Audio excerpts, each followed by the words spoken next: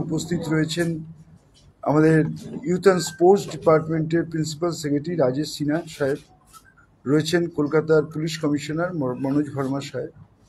আজকে আমাদের এই প্রেস কনফারেন্স আমরা করছি, তার মূল উদ্দেশ্য হচ্ছে, আপনারা সকলেই জানেন যে আমাদের এখানে আইপিএলের ইডেন গার্ডেন্সে আইপিএলের একটা প্লে অফ ম্যাচ এবং একটি ফাইনাল হওয়ার কথা ছিল।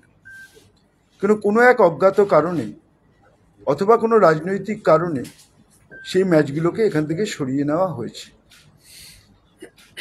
যারা করেছেন তাদের শুধু একটা কথাই বলবো, নিশ্চয়ই মমতা বন্দ্যোপাধ্যায় রাজ্যের মুখ্যমন্ত্রী, তৃণমূল কংগ্রেস তাদের বিরোধিতা করছেন, করুন, কিন্তু কেন বাংলার মানুষকে বঞ্চিত করছেন? কেন বাংলার ক্রিকেটমোদী মানুষ, ক্রিকেট প্রেমী মানুষকে আপনারা বঞ্চিত করলেন? আজকে বাংলার মানুষ সেটা জানতে চাইছে। আজকে কেন্দ্রীয় মন্ত্রী তথা রাজ্য বিজেপির সভাপতি সুকান্ত মজুমদার তিনি একটি এক্স হ্যান্ডেলে লিখেছেন যে আইন শৃঙ্খলা পরিস্থিতির জন্য ম্যাচ সরিয়ে নেওয়া হয়েছে। আমি জানি না উনি সত্যি বলছেন না উনি মিথ্যে বলছেন। আমি প্রমাণ করে দিচ্ছি যে উনি মিথ্যে কথা বলছেন। 20 জুন বিসিসিআই এবং আইপিএল গভর্নিং বডি থেকে একটা প্রেস রিলিজ করা হয়। 20 মে তারা কি বললেন? Schedule for tata IPL 2025 play of announced.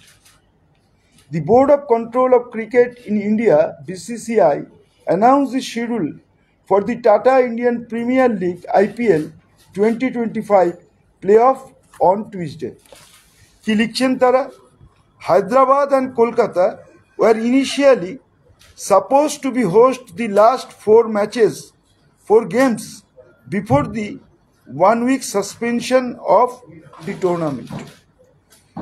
The new venue for the playoff were decided by the IPL Governing Council, keeping in the mind the weather conditions. BCCI বলছে আবহাওয়ার জন্য, বৃষ্টি হতে পারে, তার জন্য ম্যাচ সরিয়ে নেওয়া হয়েছে।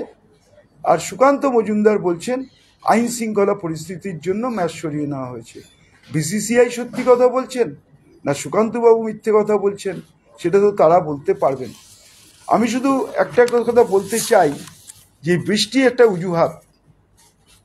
ম্যাচ এখান থেকে সরাতে হবে, রাজনৈতিক কারণে হোক, অন্য কোনো উদ্দেশ্য হোক, এটা ছিল একটা চক্রান্ত, একটা ষড়যন্ত্র। যদি বলেন কেন, যে কারণ বিসিসিআই বা আইপিএল গভর্নিং কাউন্সিল বলেছেন যে ওয়েদারের জন্য, আমি আপনাদের একটা ওয়েদার রিপোর্ট পড়ে পাঠাই। Government of India, Ministry of Earth Sciences, Indian Meteorological Department, the head, Eastern Region, Regional Meteorological Center. কাকে লিখছেন চিঠিটা? The honourable secretary, cricket association of Bengal, CAB কে। কি লিখছেন? Weather report of the Kolkata for 1 week of June 2025। সেখানে তারা কি লিখছেন? Dear sir, with reference your letter dated, আমি রেফারেন্স নাম্বারটা বলছি, 226-J/37/319/2025, dated 12/5/2025. It is to inform that city forecast for Kolkata for May 20 to May 30, 2025 will be available from 14th May 2025 onwards. On this office, issue the city forecast for Kolkata daily for the next 7 days only, and it is updated in our web page.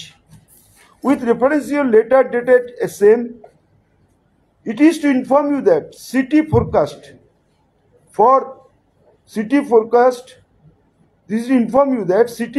for Kolkata for June 1 to 4, খেয়াল করবেন, June 1 থেকে 4 তারিখের মধ্যে will be available from May 26, 2025 onwards only.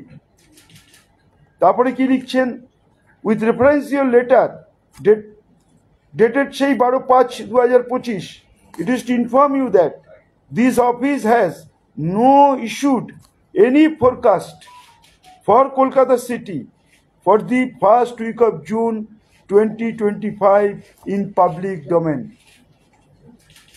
BCCI,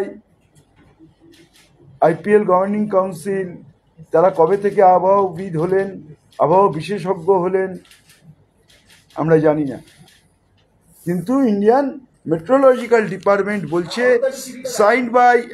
signed by doctor S Dutta, scientist G and head regional metrological centre Kolkata.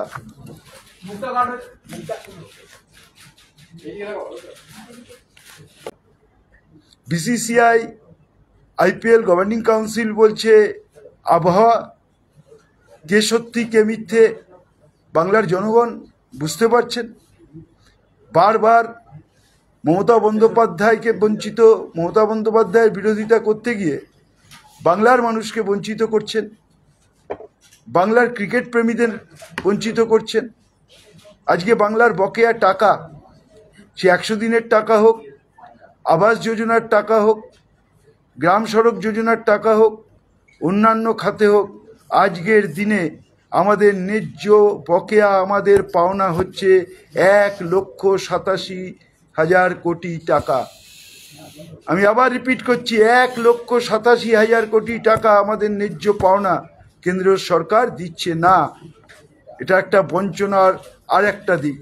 একদিকে আমাদের বাংলার মানুষকে ভাতে মারার চেষ্টা, আর একদিকে আজকে বাংলার ক্রিকেট প্রেমীদের বঞ্চিত করা হলো।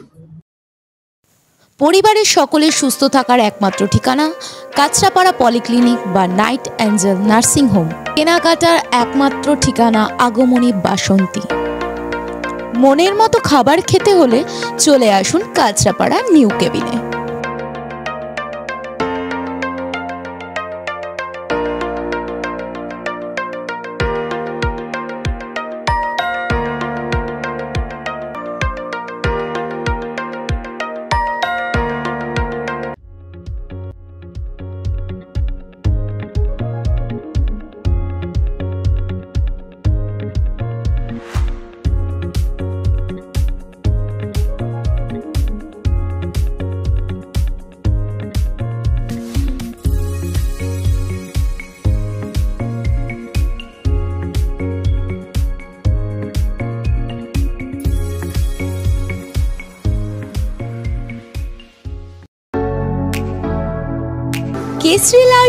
কেসরি লাইট হাউস এবং কেসরি লাইট হাউস নিজেদের রান্নাঘরকে আরো অত্যাধুনিকভাবে সাজাতে, সমস্ত কিছু পেতে চলে আসুন নৈহাটি গৌরীপুর চৌমাথা বাজার কেসরি লাইট হাউস।